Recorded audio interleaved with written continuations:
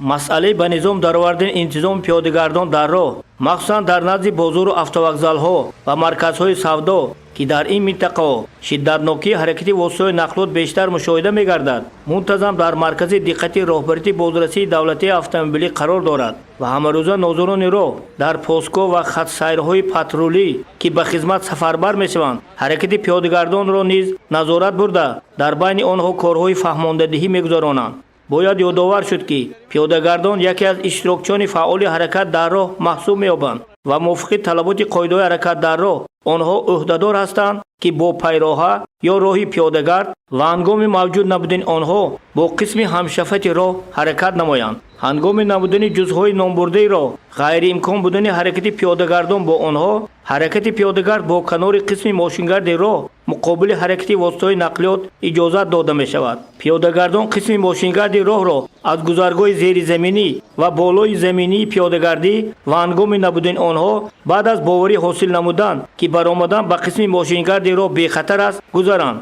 گذشته از این همه روزه مشاهده می نماییم که بسیاری از پیاده‌گردان هنگام گذشتن از راه اساسی از تلفن‌های موبیلی و گوشمانک‌ها یا خود به اصطلاح ناوشنیک استفاده می‌برند که چنین عمل آنها هم به بی‌خطری خودشان و هم اطرافیان تهدید کرده احتمالیت رخ دادن صدمه‌های نقلیاتی را هر لحظه به وجود می‌آورد. حالانکه در قاعده حرکت در راه استفاده بردن از تلفن موبیلی یا دیگر اسباب‌ها هنگام گذشتن قسم ماشینگرد راه به پیاده‌گردان منع کرده شده است. راننده خطی سیری 11 مامام سیدی و عبداللطیف سیاه سال هستی کار بکنم انتظام پیاده‌گردان بی ترتیب کجا خواهند میگذارن از جای مقرری شده گذارن اون نقل میشه. ما می تقسیم همه کوچه گذاشتن با ایناشون بی پروا میگذارن اون نگاهی هم نمیکنن. من یک ساکنه شهری خوجند بهرالدین و زین الدین انتظام جدا هست یاشای هم فلان سالای هم یعنی میگه از زمینی میگود قدم ماندگی اهمیه نمیگذارن هر یک از خودش احتیاط کنن.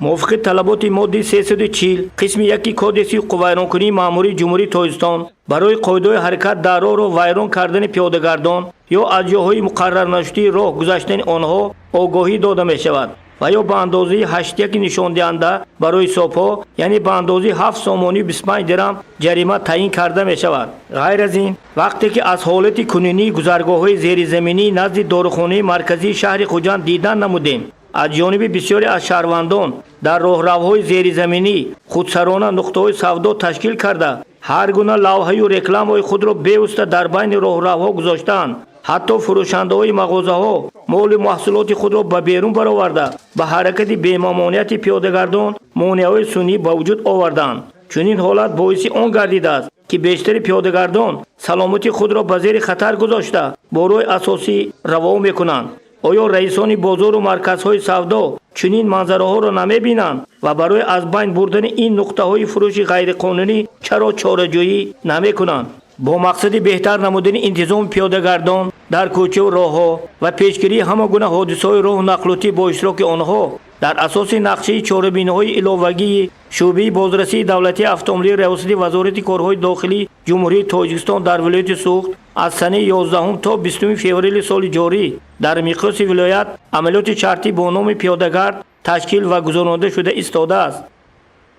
مقصد از گذراندن عملیات مذکور بلند برداشتن معرفتی حقوقی اشتراکچیان حرکت در راه و پشگیری صدمه‌های نقلیاتی با اشتراک آنها میباشد. از این لحاظ از همه اشتراکچیان حرکت در راه مخصوصا پیاده‌گردان خواهش و طلب می‌نماییم که از گذرگاه‌های بی‌خوف زیرزمینی استفاده برده حیات خود و رانندگان را زیر خطر نگذارند.